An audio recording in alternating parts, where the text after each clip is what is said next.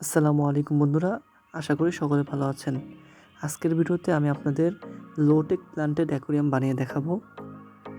এই অ্যাকোরিয়ামের সব গাছগুলো লোটেক প্ল্যান্ট হওয়ার কারণে এখানে কোনো রকম CO2 সেটআপের প্রয়োজন হবে না। নিয়ম মোতাবেক লাইট এবং ফিল্টার ব্যবহারের মাধ্যমে এই প্ল্যান্টগুলো খুব সহজে গ্রো করানো যায়।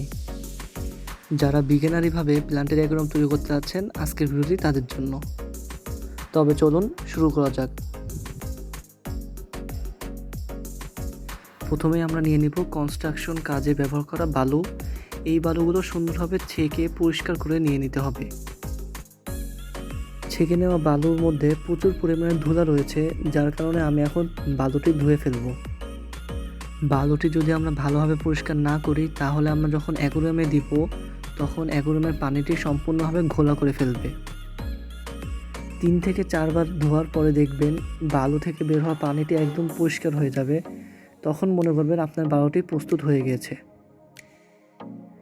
4-5 বার ভালোভাবে পানি দিয়ে ধোয়ার ফলে এখন আমার বালুতে আর কোনো রকম ময়লা নেই।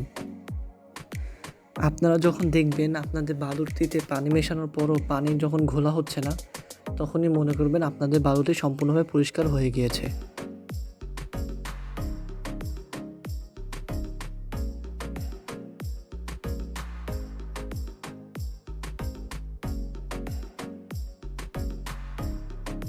এখন আমি এই বালুটি রোদে দিয়ে পানি ঝরিয়ে নেব। এইবার আমরা চলে আসি আমাদের অ্যাকোরিয়ামের কাছে। আপনারা যেই জায়গায় অ্যাকোরিয়ামটি রাখবেন তার নিচে অবশ্যই শোলা দিবেন, নাহলে অ্যাকোরিয়ামের কাচটি পানির চাপে ফেটে যাবে। আর সৌন্দর্যের জন্য আমি পিছে একটি কালো কাগজ লাগিয়ে নিয়েছি। এখানে আপনারা পরিমাণ মতো মাটি নিয়ে নেবেন। মাটিটি আপনারা সামনের দিকে নিচু এবং পিছনের দিকে আস্তে আস্তে উঁচু করে দিবেন।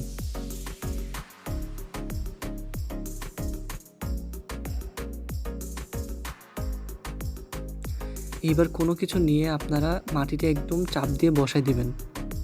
একই রকমভাবে আমরা আমাদের পরিষ্কার করা বালুটি নিয়ে নিয়েছি। আমরা সামনে 1 ইঞ্চি, পিছনে 4 ইঞ্চি পর্যন্ত উঁচু করেছি। এখানে বালুর লেয়ারটি 1 ইঞ্চি করে দিবেন, কারণ নিচে থেকে কাদা যদি উঠে আসে কোনো রকমভাবে, তাহলে পানি সম্পূর্ণ ঘোলা হয়ে যাবে। এবার একটি পাত্র রেখে তার উপরে আপনারা আস্তে আস্তে পানি ঢেলে দিবেন। এবার আমরা আমাদের অ্যাকোরিয়ামের ডেকোরেশনের কাজটি শুরু করব। এবার অ্যাকোরিয়ামের লাইটটি লাগিয়ে নিলাম। এই লাইটটি তৈরির ভিডিও আমাদের চ্যানেলে দেওয়া আছে, লিংক ডেসক্রিপশনে দেওয়া থাকবে। এবার আমরা আমাদের মতো ডেকোরেশন করে নিয়েছি পাথর দিয়ে এবং কিছু লোটেক প্ল্যান্ট ব্যবহার করেছি। পানিতে মিথানল ব্লু ব্যবহার করার কারণে পানির রঙটি আপাতত নীল হয়ে গিয়েছে। একদিন পরে পানির রঙটি আবার স্বাভাবিক হয়ে যাবে। এখানে আমি আমাদের বাসার ট্যাপের পানি ব্যবহার করেছি অ্যাকোরিয়ামের জন্য।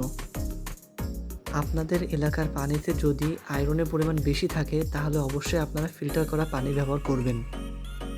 তা না হলে কিছুদিন পরে আপনাদের অ্যাকোরিয়ামের গ্লাসে আয়রন জমে গ্লাসটি সম্পূর্ণভাবে ঘোলা করে ফেলবে। প্ল্যান্টেড অ্যাকোরিয়ামে লাইটের বিষয়টি অনেক গুরুত্বপূর্ণ। যা বেশি হলে এলজি জমে যায় এবং কম হলে গাছের গ্রোথ কমে যায়। প্রতিদিন 6 থেকে 8 ঘন্টা পর্যন্ত আপনারা লাইট জ্বালিয়ে রাখবেন। একদিন পরে আমাদের অ্যাকোরিয়ামে পানিটি স্বাভাবিক হয়ে গিয়েছে। এবার আমরা একটি শোপিস বানাবো। শোপিস বানানোর জন্য প্রথমে একটি নষ্ট লাইটের ফ্রেম নিয়ে নিয়েছি।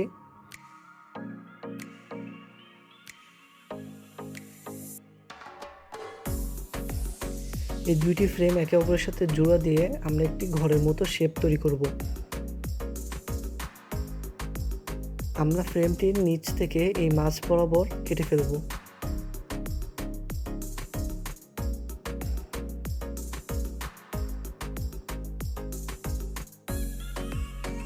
এইভাবে কেটে নেওয়ার পরে উপরে যেই ফ্রেমটি ছিল সেটি আমরা লাগিয়ে ফেলব।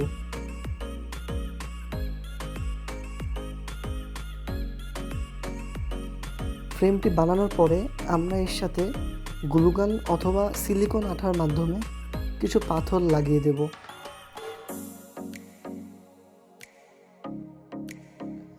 এখানে আমি অ্যাকোরিয়ামের যে পাথরটি ব্যবহার করে সেটি ব্যবহার করছি।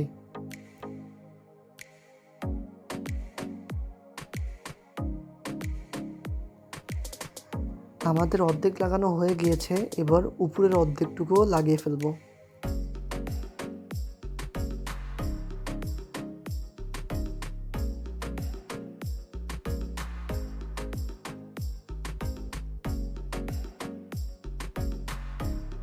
এবার আমরা সম্পূর্ণ ফ্রেমের সঙ্গে পাথর লাগিয়ে ফেলেছি। চলুন এবার অ্যাকুরিয়ামে দিয়ে দেওয়া যাক। অ্যাকুরিয়ামের ভিতরে এটি দেওয়ার পরে এটি একটি বাড়ির মতো লাগতেছে এবং দেখতে খুব সুন্দর লাগতেছে। এবং আমি আমার অ্যাকুরিয়ামে কিছু মলি মাছ এবং কিছু টেট্টা মাছ রেখে দিয়েছি। আপনারা অ্যাকুরিয়ামে মলি মাছ রাখার চেষ্টা করবেন, কেননা মলি মাছ এলজি খেয়ে গাছকে এলজি মুক্ত রাখতে সাহায্য করে। তাহলে বন্ধুরা, আজকের ভিডিওটি এখানেই শেষ হচ্ছে।